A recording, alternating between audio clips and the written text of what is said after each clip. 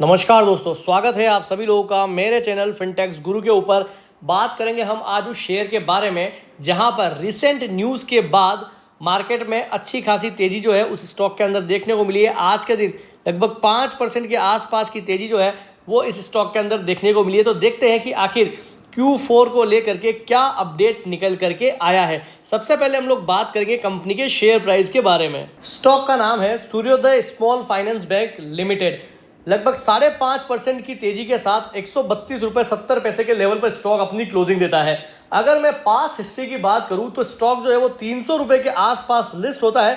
295 की इसकी issue price थी और वहां से 310 के आसपास जाने के बाद में स्टॉक जो है लगातार जो है वो गिरावट ही दिखा रहा है और नीचे आते आते आते देख लीजिए आप लगभग 100 रुपये से 125 रुपये के आसपास ये स्टॉक जो है वो ऑलरेडी आ चुका है। तो ऊपरी लेवल से स्टॉक जो है वो काफी ज्यादा करेक्ट हो चुका है और लिस्ट हुए भी स्टॉक को काफी समय हो चुका है। अब बीच बीच में कहीं कभी कभार जो है कोई न्यूज आती है और उसके बेस पर स्टॉक जो है वो थोड़ी बहुत मोमेंटम दिखाता है और उसके बाद वापस से जो है वो स्टॉक जो है सुस्त पड़ जाता है। तो चलिए देखते हैं आखिर Q4 में ऐसा क्या अपडेट निकल के आया है कि आज के दिन स्टॉक के अंदर इतनी शानदार तेजी जो है हमें देखने को मिल रही है। सबसे पहले हम लोग बात करेंगे कंपनी के डिपॉजिट ग्रोथ को लेकर के। डिपॉजिट ग्रोथ के अंदर लगभग 32% के आसपास की बढ़ोतरी देखने को मिली है और 13,958 करोड़ रुपए के डिपॉजिट जो है वो हमें देखने को मिले हैं। पिछले साल इसी क्वार्टर के अंदर ये सिर्फ थे 10,580 करोड़ के। तो काफ़ी बेहतरीन डिपॉजिट ग्रोथ जो है हमें देखने को मिल रही है। इसका सिंपल मतलब ये निकलता है कि लोग बैंक पर ट्रस्ट कर रहे हैं और बैंक के पास अपना पैसा रख रहे हैं। अगर बैंक के पास अपना पैसा रखेंगे तो डेफिनेटली बैंक को लोन बांटने में सहूलियत होगी। नेक्स्ट अगर मैं बात करूं लोन्स एंड एडवांसेस देने की कि कंपनी ने कितने कितने लोन्स एंड एडवांसेस दिए हैं तो वहां पर हमें लगभग 29% के आसपास की ग्रोथ जो है सालाना आधार पर देखने को मिल रही है। 13,201 करोड़ के एडवांसेस जो है वो कंपनी के निकल करके आए हैं जो कि पिछले साल इसी क्वार्टर में थे 10,251 करोड़ रुपए के। मतलब कि यहां पर भी काफी बढ़िया जंप हमें देखने को मिल रहा है। इसका सीधा मतलब ये निकलता है कि बैंक जो है वो एक्टिवली लोन बांट रहा है और इसके चलते आने वाले समय के अंदर कहीं ना कहीं हमें इंटरेस्ट इनकम के अंदर भी बढ़ोतरी देखने को मिल सकती है।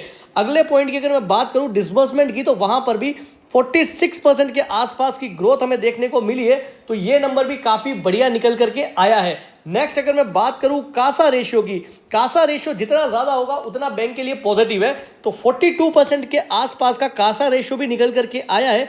वहां पर भी काफी शानदार ग्रोथ जो है हमें देखने को मिल रही है। मतलब कि कंपनी को सस्ते भाव के अंदर पैसा मिल रहा है और महंगे भाव पर कंपनी जो है वो लोन बांट रही है जिससे कि कंपनी की प्रॉफिटेबिलिटी जो है वो कहीं ना कहीं बढ़िया इंप्रूव होते हुए हमें दिखाई दे सकती है। इसके अलावा अगर मैं एनपीए की बात करूं तो वहां पर भी हमें हल्का इंप्रूवमेंट देखने को मिल रहा है लेकिन काफी कंसर्न है वहां पर क्योंकि जो डेटा निकल करके आया है वो भी काफी ज्यादा है। अगर मैं कंपनी के ग्रोस एनपीए की बात करूं तो 7.2% से घट करके 6.5% के आसपास जो है वो हमें ग्रोस एनपीए निकलते हुए दिखाई दे रहे हैं। लेकिन ये जो 6.5% का जो ग्रोस एनपीए का डेटा है ये भी काफी ज्यादा है।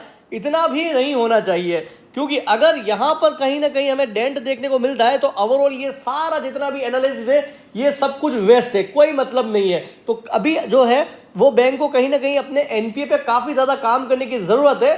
तभी जाकर के कुछ ना कुछ तेजी जो है वो इस स्टॉक के अंदर आने वाले समय के अंदर हमें देखने को मिल सकती है।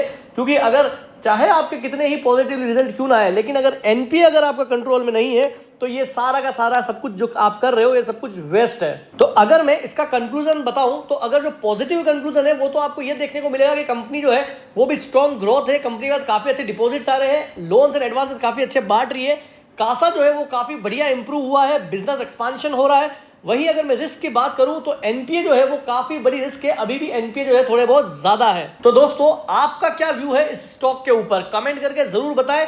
अगर वीडियो यूजफुल लगी हो तो वीडियो को जरूर लाइक करें और चैनल को जरूर सब्सक्राइब करें। Thank you.